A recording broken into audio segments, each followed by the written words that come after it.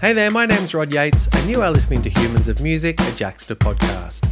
This is where I talk to music creators and industry professionals about their lives and careers, the ups and downs of their journey, and the lessons they've learned along the way. And my guest today is singer, songwriter, performer, producer, and engineer Butch Walker. Over the past 3 decades, Butch has lived the ups and downs of the music industry. In the early 90s, his glam metal band Southgang was signed to a major label, only for changing musical trends and record label politics to put an end to their career. It all happened again a decade later with his band The Marvelous 3. Despite these setbacks, he persevered, and he's built a career as an acclaimed solo artist and a songwriter and producer whose credits include Pink, Taylor Swift, Green Day, Fall Out Boy, Weezer, and many, many more. Basically, if you listen to the radio, there is a very good chance you have heard one of Butch Walker's songs. His latest solo album is called American Love Story, and it's a concept record that has loose parallels with his own experiences growing up in Georgia in the South of America, and his journey escaping some of the values he was raised around. The main character of American Love Story is a guy called Bo, who's raised in an environment where racism and homophobia are second nature. One day though, Bo's life is saved by a gay man he used to bully when they were both at school together, causing Bo to question his life and everything he's been raised to believe. Eventually he falls in love, settles down, and he and his wife have a kid called Brad, who hates sports, loves art, and wait for it, is gay. Basically, Brad is everything Bo was taught to hate, but he casts off all his prejudices and learns to love unconditionally. Now, any album covering issues of intolerance, racism, and homophobia is going to cause controversy and split opinion, even more so in this current political and social landscape. And when I spoke to Butch a week before the album was released, he'd already had to go on social media and defend the record and its storyline against people accusing him of perpetuating and attacking various social stereotypes. In light of that, we started by talking about how he was feeling in the lead up to the release. There's a little bit of anxiety just because of the subject matter. But, you know, I have to remind myself every day that I don't put records out. At the end of the day, I don't really put them out for anybody but myself. And, you know, part of you gets caught up in worrying as an artist what other people will think of it, if it's going to be accepted or not, or if people are going to hate the fact that it's, you know, talking and touching on what it is. And then, you know, like I said, every day I just have to remind myself that I don't really fucking care about what people think. I care about what I think, and I care about this record deeply. When did you get to a point in your life that you could be like that you just stopped caring?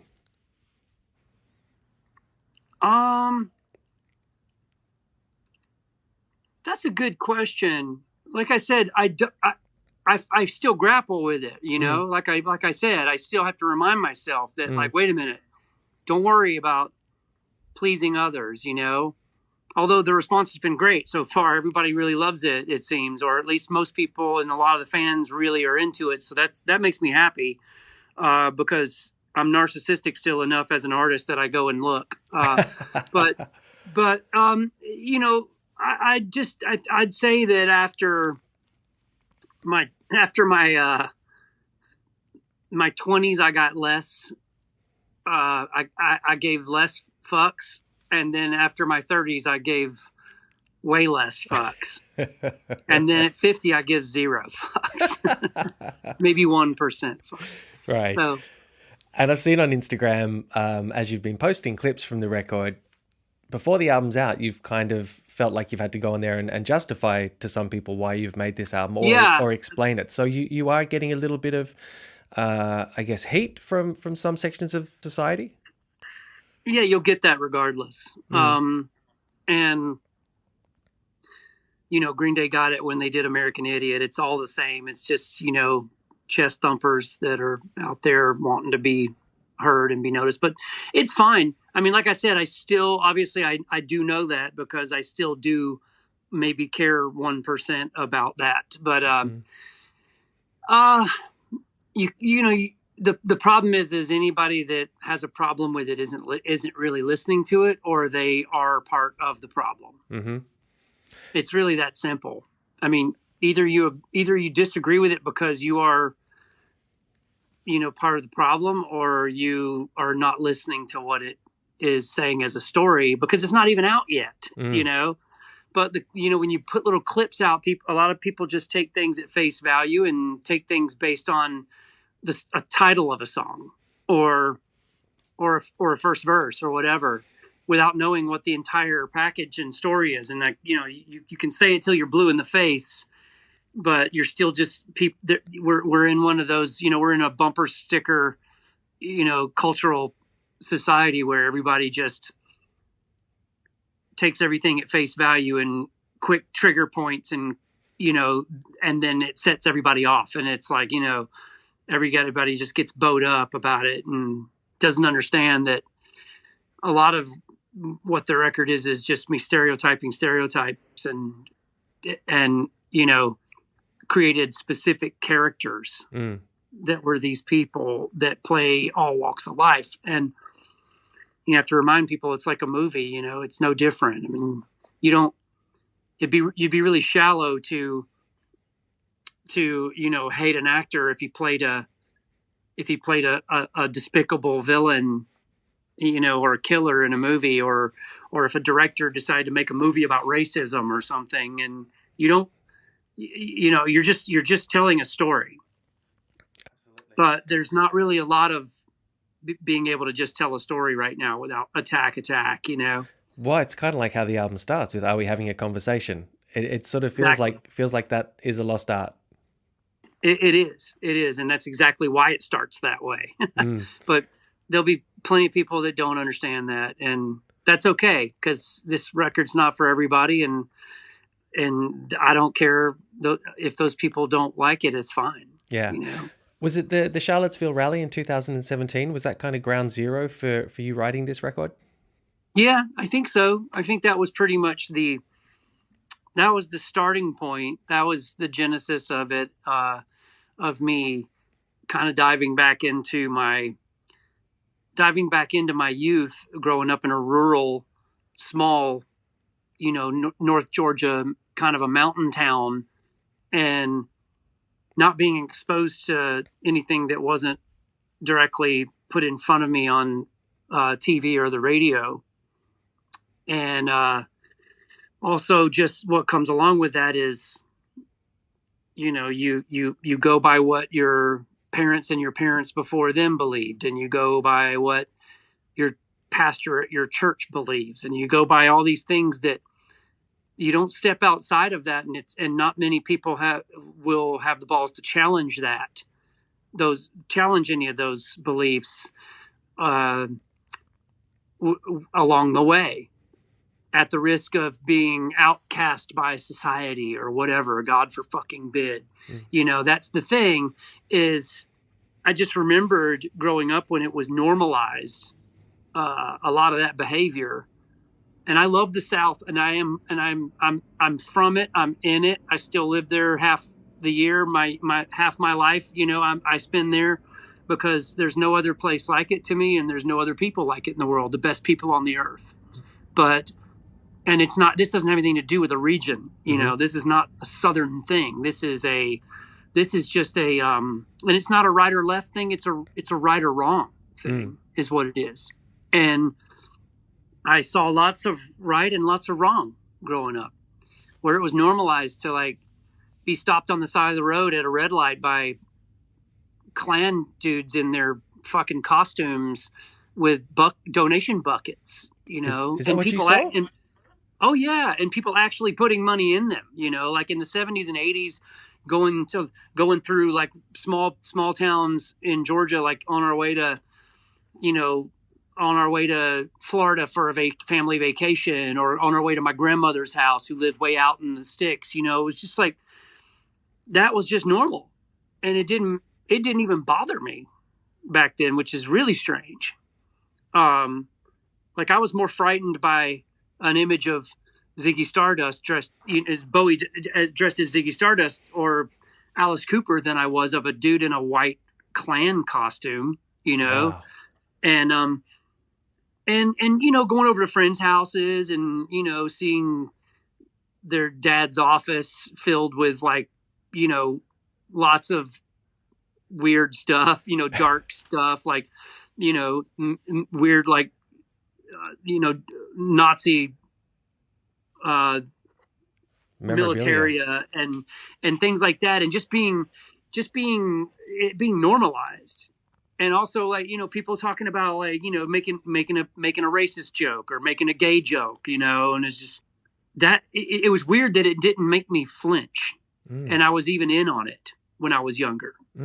And it's sad because that's, like, to me now that hurts my heart. But, like, that was just the normal growing up like that. Yeah. And I think when I saw Charlottesville happen right in front of America's eyes, and you realize that these people were there, not that I knew they were always around.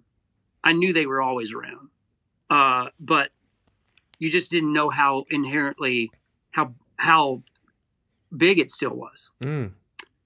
And even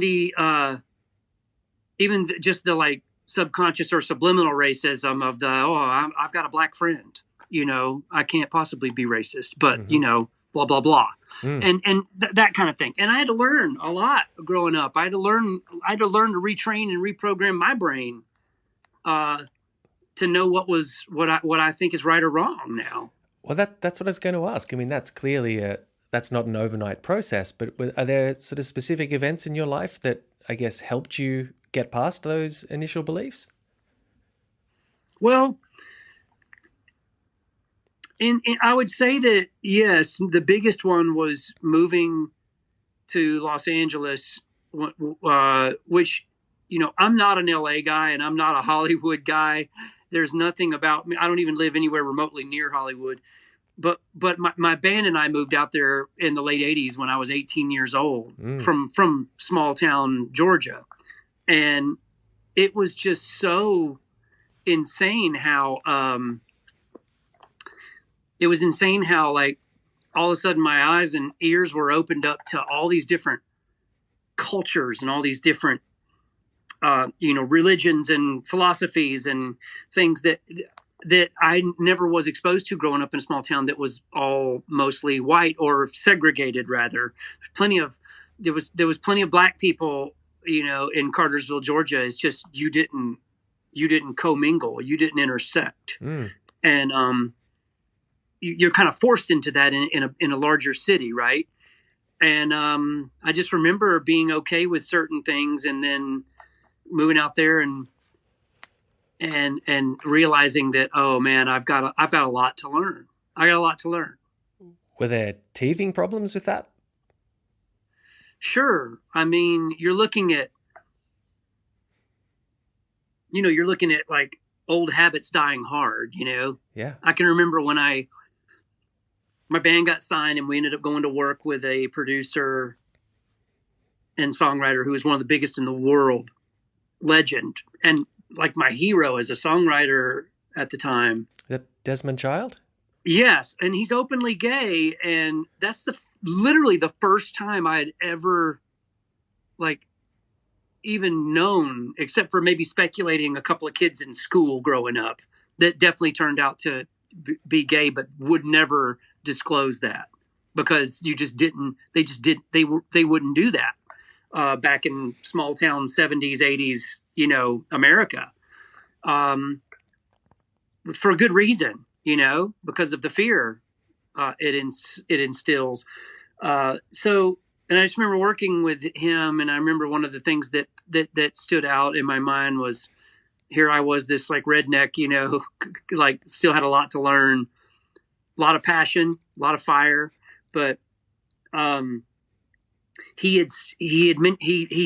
were in a writing session for our record, and we were over at his house, and he said this lyric, and I think I just made this punk ass comment. Like I said, oh, that's gay. And I didn't even think about it because it was just, like that Macklemore song saying, that gay gets dropped on the daily, in the comment sections on YouTube.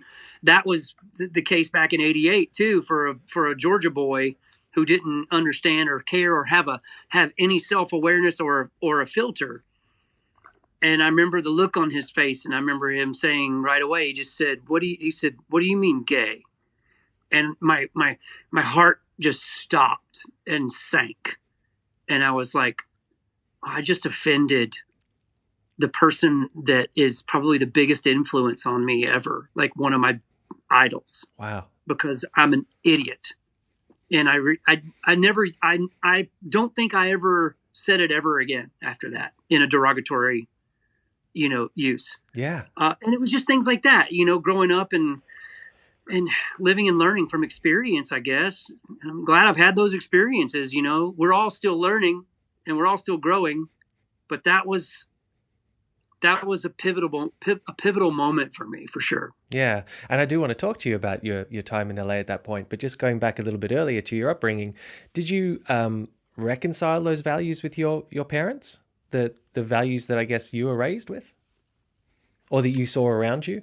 Yes, but I should say this because my mom will see this because she's my biggest fan, and my mom is a progressive unicorn, small town lady in a bubble, and I love her for always being an independent thinker and growing up in rural Alabama like she did, and having this her philosophy. So there was none of that really. I think my mom was probably relieved to see a lot of that go out the window. Not that I was ever like a sounding board for like, hate speech. I never was. It was just, I was more complicit to it, but from other people that were, and was okay engaging in it. But, I never really had to do that. My dad, he grew up a pretty, staunch, conservative, country mountain man who was an incredible human with backbone and spine and pride and everything. But he was never hateful. And I never had to worry about that. None of these characters on this record, there's characters that even share my given name and my dad's given name on the record. But like, it's all loosely based on me, him, friends, parents. It's a amalgamation of all those things. But like I said, I never really had to go through that. Right. Okay. Yeah. And if anything, I was glad to see my dad, by the time he died, the last 20 years of his life, he was a extremely socially conscious, progressive minded, helped out all walks of life. That man acted more like Jesus by the end of his life than a lot of people I know that claim to. Wow. Nice. So I am very proud of my family and my parents especially. And your dad, he worked for AT&T, was that correct? Yeah, he did. Right. And he was a Navy pilot as well? He worked in communication for airplanes. Yeah. Right. Okay. Yeah. And in terms of your musical genes, did they come more from your mum's side? I think she was a singer and a pianist as well. Is that right? Yeah. My mom is a beautiful singer and a very accomplished pianist, but she'll never tell you that. Whereas my dad, because she's the quiet one, and my dad was the loudmouth who would tell you constantly that he couldn't even play the radio good. And that was true because I used to hear him singing in church along with the hymnals, and it was awful. Like he sounded like a sick deer, but yeah, he was self-deprecating about it. But my mom definitely has the musical gene for sure. And who was informing your musical taste growing up? My musical taste was definitely, like, where were you getting it from? How were you getting exposed to music? I was getting it from my older sisters. I was getting it from my older cousins. I had two older cousins that were brothers that were on my mom's side, and they were musical, just musical proteges by the time they were in 5th and 6th grade. It was the weirdest thing. In 6th grade, they already had a band and were playing talent shows and we're good. Wow. Which, that's wild. I just, I wasn't used to that. I didn't know anybody in grade school growing up where in my town. They were in South Carolina and I was in Georgia. I didn't know anybody in my school, in my town, that could play music or was allowed to play music. The only people allowed to play music by their parents were like guys that were already out of high school and living their own lives. So I was always like seeking to play in bands, and I'd always end up having to play in bands with guys that were 10 years older than me. Right. But where did that desire to play in bands come from? Was because I know seeing Kiss was a big moment for you. It was because of my cousins, because they looked cool, they were cool, they loved cool music. They introduced me to, all things hard rock and, Kiss and all this other cool stuff that at the time as a kid, might have been sacrilege in a small town to listen to, and it was. Was it really? But I had a couple of friends too that we bonded over music. My friends Kelly and Andy in grade school, and we used to like put on fake shows with aluminum tin foil over cardboard cutout guitars and and play along to a Kiss record in class. Nice. And I just remembered that, and I don't think neither one of those guys went on to pursue music, but we both loved it equally. Okay. And I just remember how we would get done with that and how we would all feel after we would do like a fake concert for the class in 5th grade or 4th grade. And even, the teachers would look at you different. The other students would kind of be like, you just felt like people were like, man, you guys got balls for getting up and doing that. even though we weren't even really playing instruments. It was just like, that's how like, repressed this little town was, where there just wasn't a lot of people expressing themselves through the arts at a young age. So I got into that drug pretty heavily and wanted to keep feeding it. So I started learning how to play instruments and play in bands. And from there, it was just game on. Yeah. Well, by the end of high school, you were already playing like 6 nights a week, weren't you? Yeah. I was playing about probably, most weeks we would play 6 nights a week and do a couple of sets a night. And we had to play covers because this was in Atlanta and in Rome, Georgia, which is closer to where I was from. There was one venue there we could play, and then there was one venue in Atlanta that they book us. And we played 2 sets of heavy metal covers a night. Yeah. And we wouldn't get done until like 2:00 in the morning, and I'd have to drive an hour home and get up and go to high school the next day. And that was happening, I'd get a window of 3 to 6 a.m. for sleep. Wow. School wasn't a big priority at that point. Nah, but I did work out a thing with my dad where I was like, my dad was very, very, he didn't really finish school. And I think he regretted it his whole life. And I was ready to quit school by 11th grade because I was like, I already know what I'm going to do. I was already playing clubs 11th and 12th grade, 6 nights a week, like I said. So that was such a rush and a drug and a dream that I was never going to stop pursuing. I knew it. I knew I'd never stop pursuing it, to the point where I was like, school's just getting in the way. I need to go be playing full time. I need to go out to LA right now. Yeah. But I was like, what am I going to do? Go out there at 16 years old without a job and without any money or anything, So I saved up my money and worked out a deal with my dad where my parents said, we really support you doing music. And it's unorthodox that we're okay with you being out till 3 a.m. on a school night. But if you'll just at least graduate and get your diploma, we'll not stop you from pursuing it and from doing it. And then just graduate and go straight to LA. Yeah. And that's what I did. Do you think it was difficult for them to see you going to LA? They must have been scared. Sure, but they'd already had 2 sisters, 2 of mine, 2 daughters go off to college, and this was my college. It was just a different school. Right. And I told them I didn't really want to go to college. There was nothing in it for me that was gonna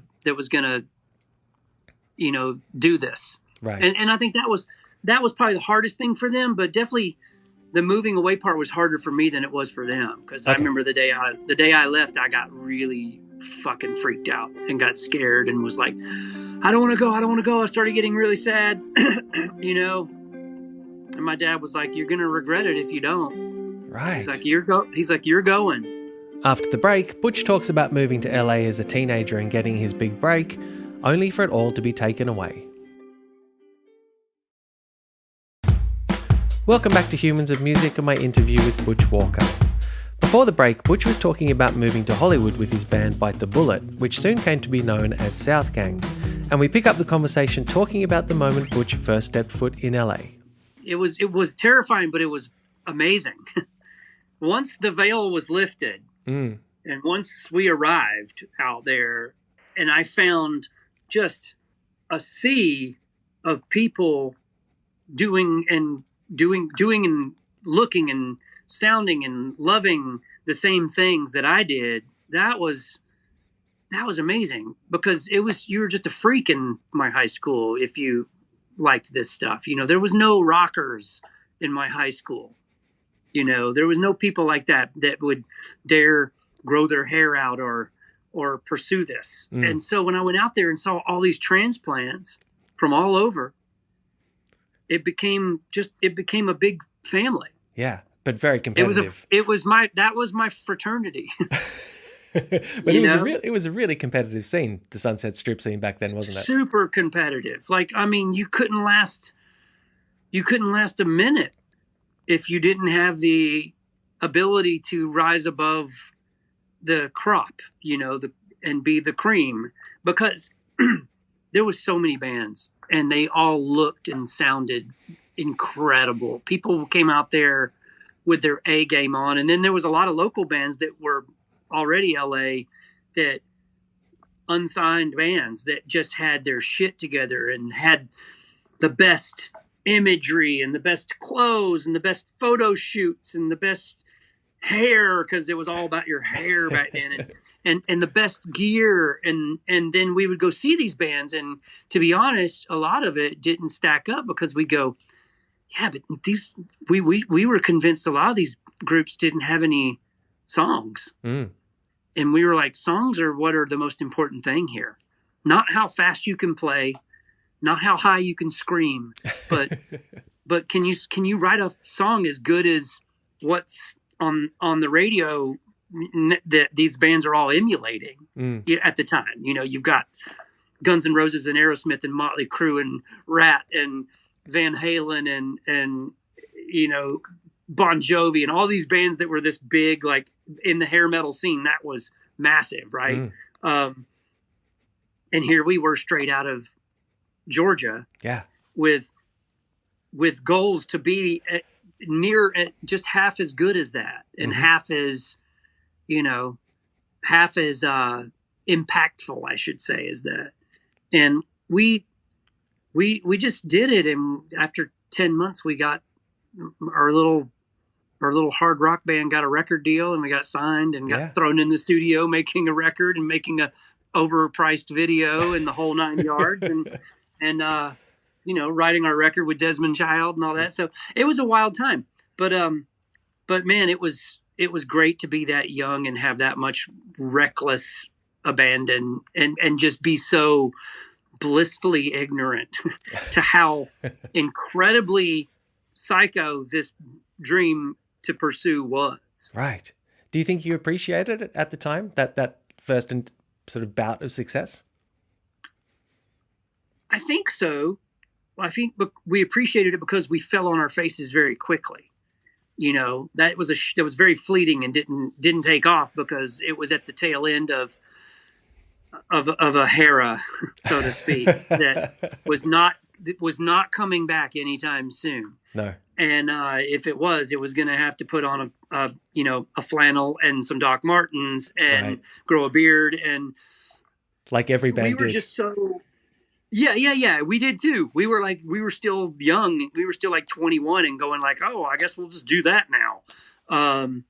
And it's no different now. I see young alternative bands do that every couple of years now, they're like changing their sound to be whatever is the most impactful thing at the moment. You know, Sure. I don't hold it against anybody. It's all about figuring yourself out and finding who you are and finding what works for you best. You know, influence is key. Influence is, if you don't wear your influences on your sleeve, what the fuck are you? You know, and so that being said, we were in and out very quickly of that world. And I think we appreciated it very much because we were handed everything by the time we were 20 years old, and it was all taken away from us by the time we were 21 or 22. Yeah. It was very fast. And so we had a couple of, options. Was to go back, quit, forget it, go back to Georgia, get jobs, stay in LA, get a job. That's tough. Or keep doing this and pursue it from a DIY point of view, which is what we did. We went at it from a very do-it-yourself mentality of, if we're going to fail, we will do it our way. And if we're going to do this, we're not going to let anybody tell us, oh, you got to get with this guy and this producer and have these clothes and have that and blah, blah, blah. Not, we just didn't even, for another decade, we did it ourselves. And so pretty much from that point forward, it was tour. It was 200 shows a year in a van, wherever we could get a gig.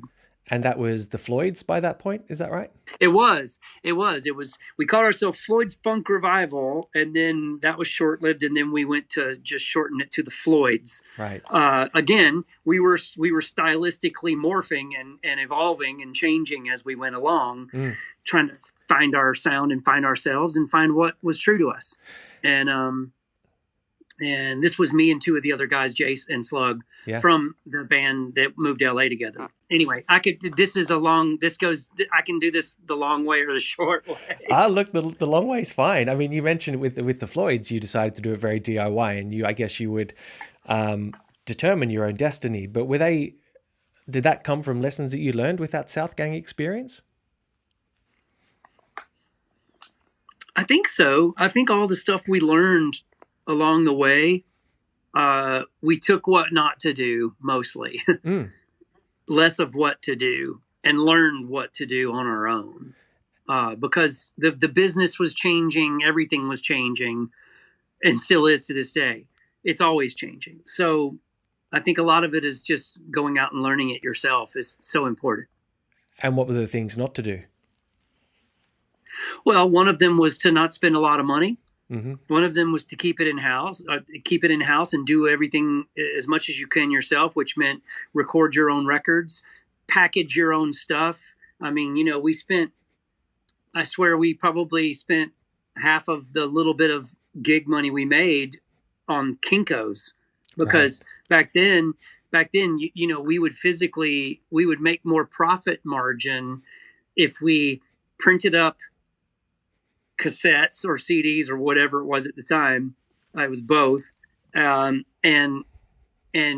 sit there and fold J cards that we printed out at Kinko's with artwork that we made ourselves with our buddies, with our friends, and be folding them in an assembly line in the van till we get to the next gig. Because if on a good gig, we'd sell out and have to go find another print shop, and it's just we would do that so that we could always have enough money to get a hotel, and some food.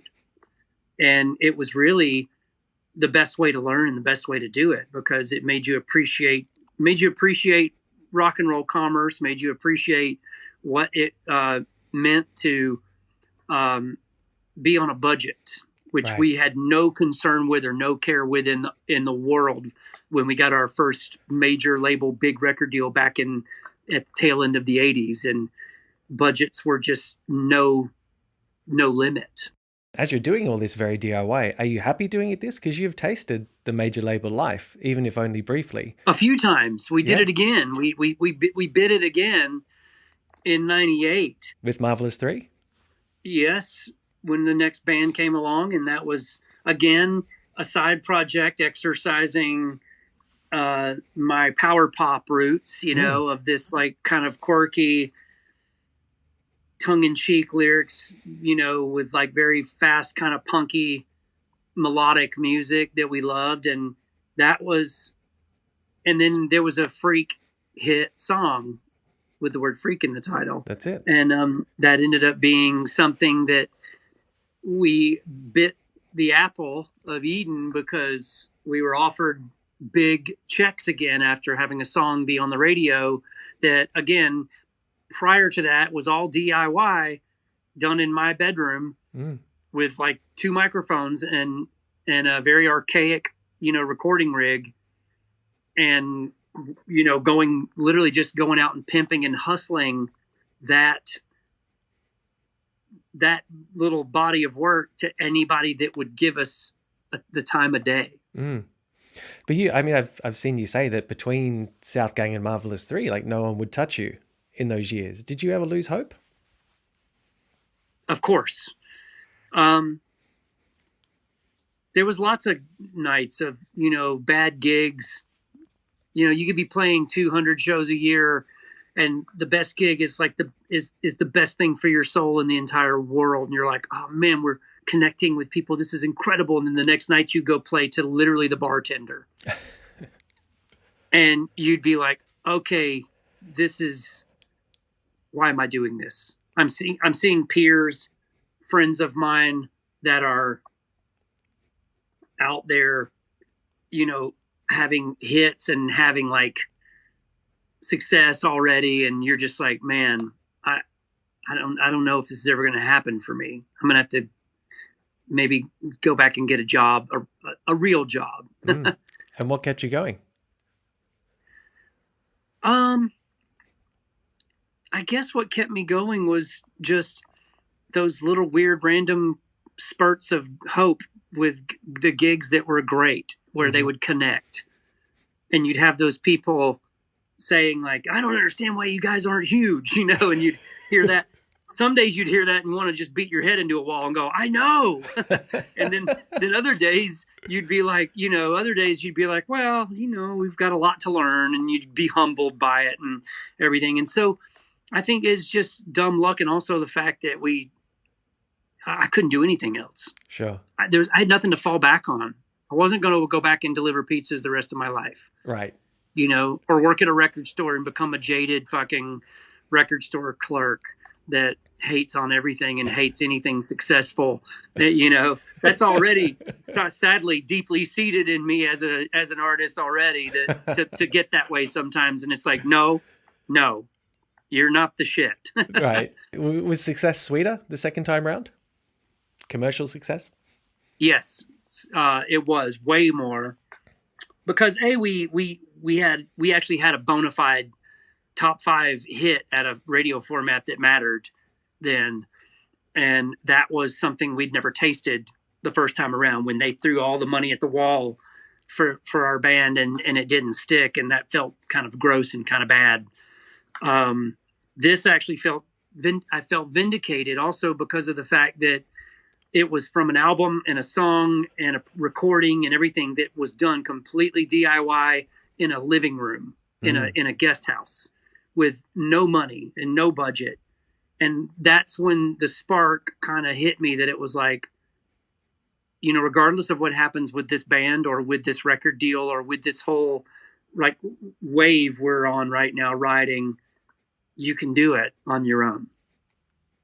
And I think from then forward, the industry changed vastly, even more in the early aughts, all the way to now, that brought in way more DIY friendly, approach to having any sort of success on whatever you measure success as. Yeah.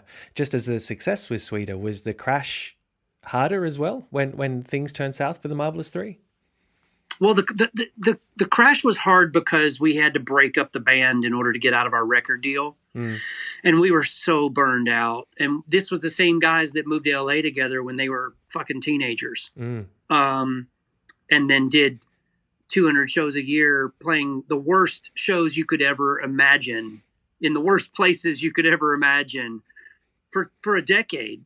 And then we got signed off of a fluke, DIY song and record. And when they put us through the the PR ringer and the whole thing, and going out and doing everything to keep it alive and keep it going. And then then it's inevitable. You're chasing a hit with the next song, and you're chasing a hit with the next album. You're chasing constantly, and that's getting in the way of the best interest of you as an artist and what you really want to do sometimes, as opposed to what you thought you had to do. And I think it just burned us all out. And Jace was going through a rough time and needed to like bail. And when he needed to bail, it was just like, you know what, this is divine intervention. This is the best thing ever for us, is let's break up. Let's remain the best of friends. That way because our label didn't want to get it. They wouldn't let us out of our record deal either, which we wanted out, but they couldn't hold us if we weren't a band anymore. Right. So that was the ultimate fuck you to them, was to say, you know what? You can't have us if we're not a band. Was that a frightening position for you? Did you Sure. feel? Yeah. Sure, but at the same time, we had already been so like let down, you know, a couple of times with this scenario, that it was okay. You know, we were a lot more prepared for it this time. This is from record label stuff, is it? Yeah. But it was more disheartening not being able to play with those guys anymore, because and it's not like we couldn't have gone on and done something else together and called it a different name. It was time. It was just time. It was like a divorce, you know, but an amicable one. And we still love each other to this day, and we still talk all the time, and we still play together occasionally, and it's fucking awesome. Like I couldn't ask for a better scenario than walking away loving those two other guys, and hopefully reciprocating from them the love that we all three share for each other, and the support we have for each other, and the brotherhood and the bond that we created. Because, man, we went through shit that is just not even stuff you can talk about. Wow. to our own wives or families or parents or anything. Yeah. And so we definitely have a take it to the grave relationship. That's nice. And that being said, that was the hardest. I think the hardest thing was our last show together was the hardest thing that we ever did. That was the hardest thing. Okay. Because we went out on a high note. We played a free show in downtown for 50,000 people, and it was maniacal, and it was incredible, and it was a lot of tears, and we just went straight to the back of the bus after the last note of the last song and cried and held each other and just reminisced about 15 solid years of never being apart and never not smelling the other person, you know? and that was a magic moment. It was a magical moment that I'll always take with me, that I don't think a lot of people get a chance to get to. Yeah. Oh, that's nice. At that point, did you know what your next step would be? Yeah, I was pretty driven. I was like, I think I'm going to do a solo album. You know, I'm going to go solo, which is dreadful. Nobody ever wants a solo album from their favorite band, you know. I mean, sometimes they do. It worked for Rob Thomas, and they still play as Matchbox 20, and that's a rarity. It doesn't happen that often where there's that success that really can keep going, you know. But I also just knew I don't think I was ever going to do another band after being in a band with my bros for that long. And I would have felt weird coming in and just bossing other people around and telling people what to do. And, you know, when I had all these visions and these songs and these things I wanted to do, but I was just still growing as a person and as a human and as an artist. I was still growing a lot. And case in point, the next 20 years, you know, of records have all still just been me going, I'm still figuring it out. After the break, Butch talks about his career as a songwriter and producer and just how cutthroat that line of work is.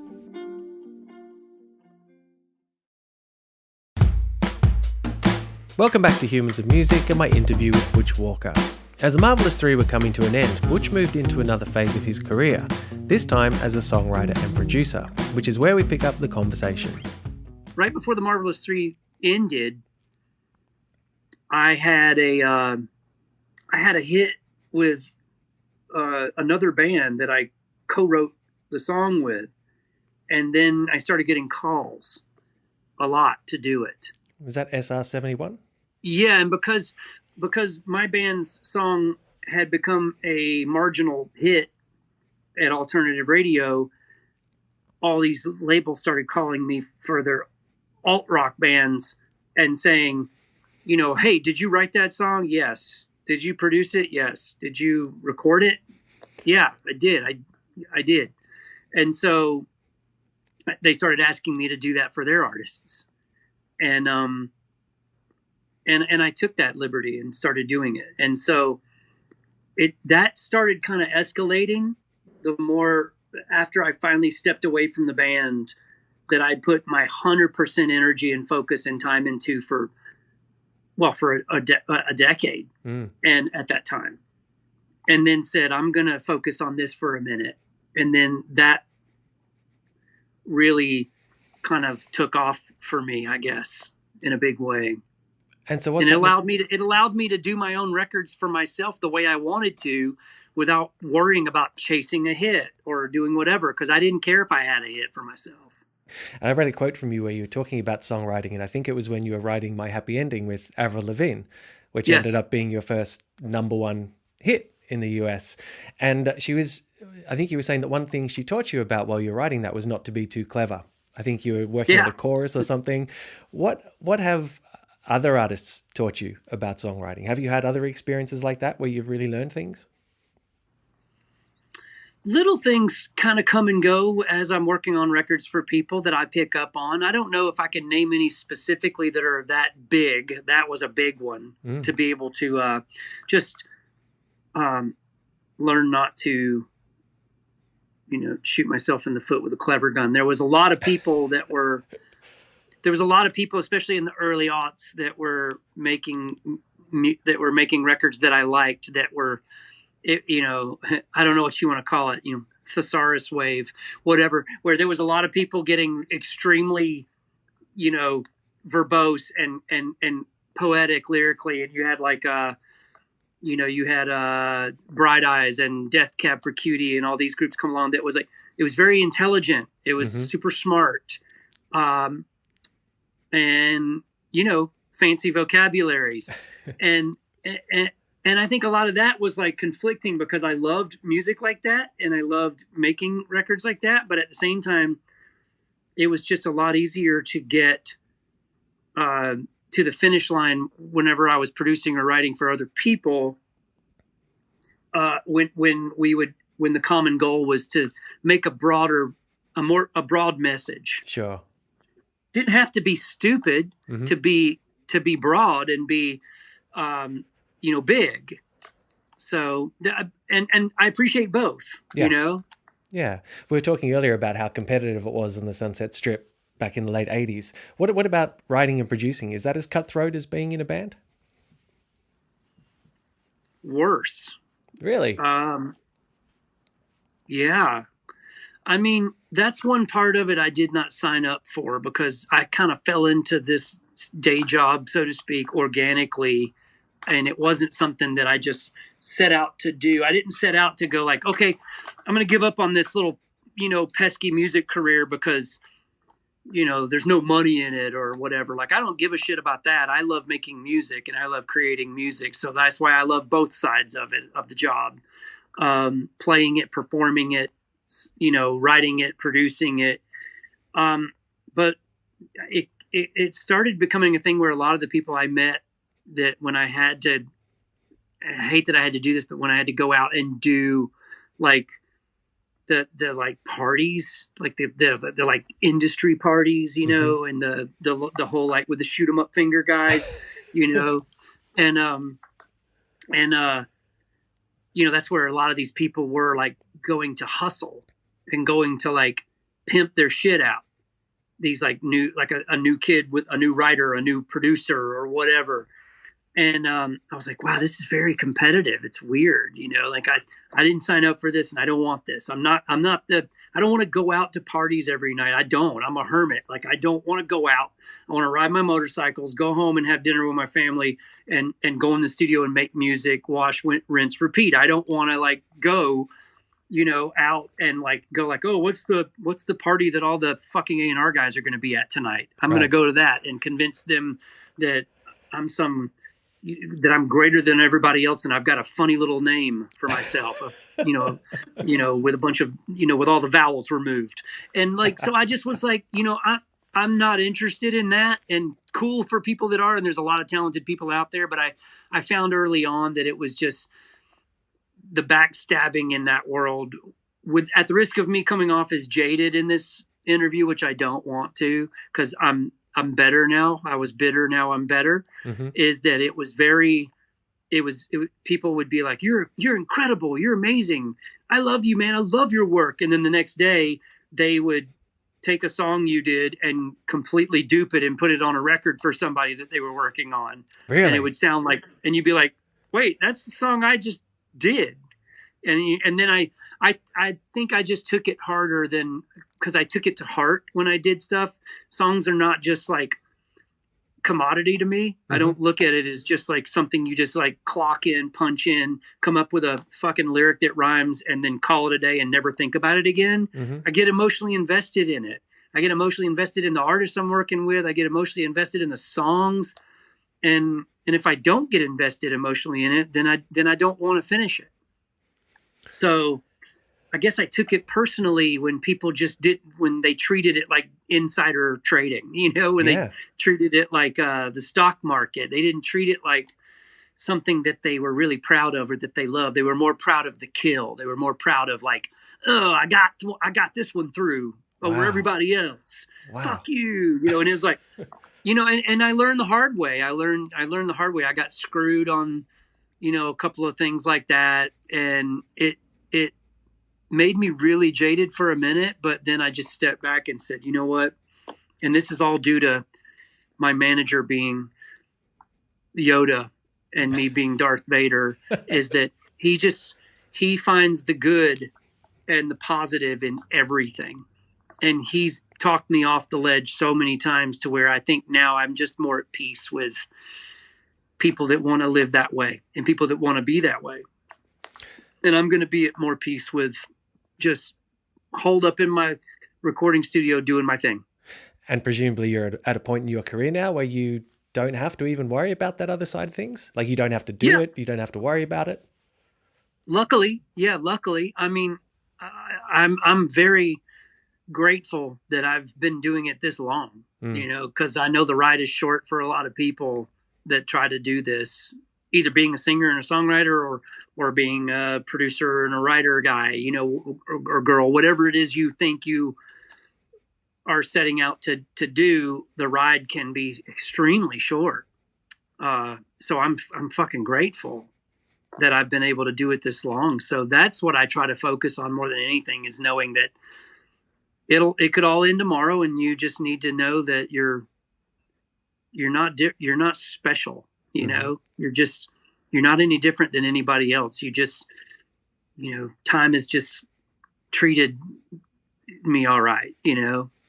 Is that a realization that comes with age or comes with success? Both. I mean, definitely I'm not as full of piss and vinegar at 50 as I was at 30. Right. You know, I try to take things a little more in stride now. But yes, I think that, and also just being grateful for anything that breaks through. If I do something that puts food on my kid's table, that I did that had to do with music, that's just still to this day, I'm like, wow, that's a feat. Yeah. Because I know it's not easy for people to make a living making music or doing their own music or anything like that. I know it's tough. So I think I just try to count my blessings, you know? Yeah. And I've seen you say that the studio environment is very intimate and emotional. Have there been moments in the studio where you've felt like you're witnessing something otherworldly? Sure. There's been moments where I'm just like, amazed at what's going on in front of my eyes. Or just the feeling everybody's got about something when it's happening. And they're just like, oh man, this is, we're onto something. We're onto something. And that's a wonderful high. That's a great high to have. And it's a drug that keeps you coming back for more. Yeah. Because if you kept coming back for just like wanting to have songs be successful or have a hit, you're going to be gravely disappointed. Are there any of those experiences you feel comfortable sharing from the studio? I think there's several. Yes. I think with this new Green Day record, we were feeling that, we've got a number one record, the single's number one. And we didn't think about that when we were doing it, because this is a band that's been around a long time and put out a lot of records. And it's been a long time since American Idiot. And they've had a stream of successful tours and even to an extent records. But since American Idiot, I mean, how do you top that arc? How do you top that? Like when it's that big, at the same time, you got to just focus on, are we going to make something that's just exciting us and not going through the motions? And they're a band that when they're pissed off and they've got the fire, it is game on. And it was game on when we were making this record. So I was getting lots of those moments. Like I remember hearing "Oh Yeah" back and going like, and hearing "Father of All Motherfuckers" back and going like, I want to run through a wall like the Kool-Aid guy. Like this makes me want to run through a fucking wall. I would actually text Billy Joe like a gif of the Kool-Aid guy running through a wall every time. And it's funny also because he would always say, "Oh yeah," like that was the Kool-Aid guy's like slogan when he ran through the wall. So when we were doing the song "Oh Yeah," I would always send him that, and it was just like, just getting excited like little kids again about something when we were all like pushing 50. At that time. And that's pretty dope. What's your relationship with the music industry now? I mean, you've seen both sides of it. You've been kicked while you're down, but you also have had a lot of success and you operate, I guess, in the epicenter of that to a degree now with the records that you do and the artists you work with. Does that give you a particular perspective on it to have seen both those sides? I think so. I mean, like I said, I'm happy because I'm still an artist, not to toot my own horn or make other people feel weird about, being producers or writers. But a lot of those people they kind of gave up being artists so that they could pursue something else because either their heart wasn't in that anymore, or there's more money to be made over here or potentially, or performing is not for them or whatever. I get it. But with me, I guess I'm so proud of being able to still play music and write my own records and go out and play them when there's not a pandemic happening, to people all around the world, because my first love is that. And I think when I get in the studio to make records, which is also my first love, it's equally my first love, is being able to create music and do it with other people, and be behind the glass when I've been in their shoes and am still in their shoes quite often.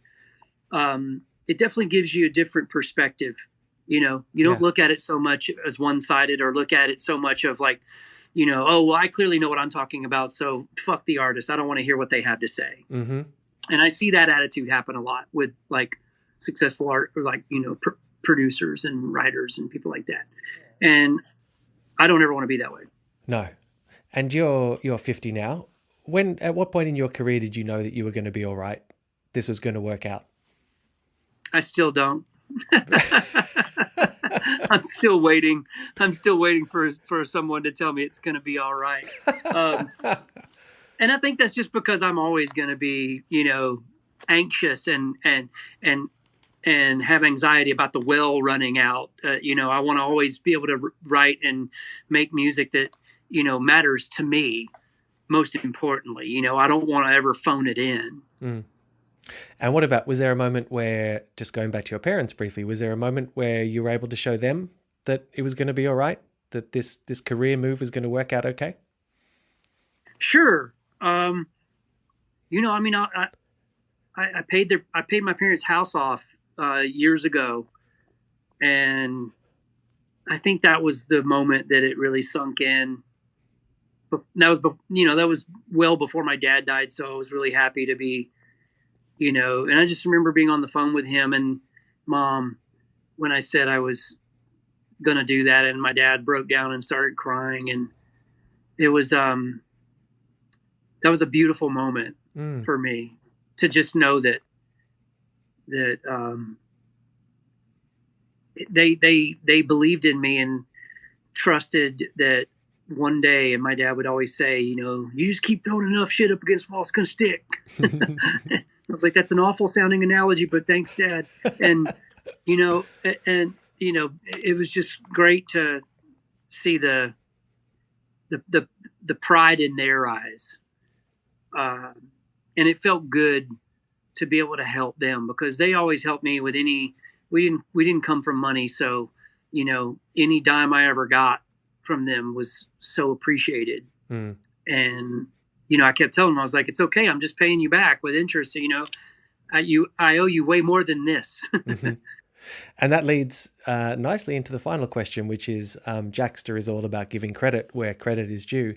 Who would you give credit to for helping you get where you are today? I'd have to say, without a doubt, my parents. I mean, they could have stopped me dead in my tracks when I was a, you know, teenager battling bad grades in high school and on the verge of quitting and being a dropout, and them creating this incredibly punk rock compromise from, you know, in a small town where most of the people I knew, their parents wouldn't allow them to chase this sort of a dream. It was just you signed up for this specific American dream of, you go to school, you graduate, you go to college, you get a job, you start a family. That's it. And my parents, they subscribed to that dream, and so did, you know, and that's great. But they knew I was not going to do that. And so it was pretty punk rock of them to be like, okay, we'll make a deal with you. You can still have a roof over your head here until you get out of high school, but you got to finish high school. And we'll let you play clubs 6 nights a week. We won't question what you're doing at these clubs as long as your grades don't slip below a certain average. And I graduated above that average because I was so determined and hell-bent to say, I'll show you guys. Nice. You know, that my grades actually improved after that, because I was like failing, making C's and F's. And then when they gave me that kind of that proposition, I ended up graduating with a pretty much a B average, I guess you would call it. You know? Right. Yeah. So, you know, whatever. I'm not the smartest guy in the world, but I learned the art of the deal early on. That's it. All right, Butch. Well, look, mate, thank you so much for your time. It's been a pleasure talking with you. Thanks, man. And that's it for another episode of Humans of Music. A big thank you to Butch for his time, and thank you for listening. This episode was mixed by Lachlan Mitchell from Parliament Studios in Annandale, and the incidental and theme song were written and performed by Sam Lockwood. Please remember to subscribe to the Humans of Music podcast so you never miss an episode, or even better, please share it amongst your friends and jump online and rate and review it. And remember, for the rest of 2020, Jaxsta Pro is free, so if you make music or work behind the scenes in the music industry, head to jaxsta.com and sign up to become a Jaxsta Pro member. Until the next episode of Humans of Music, I'm Rod Yates. Thanks for listening.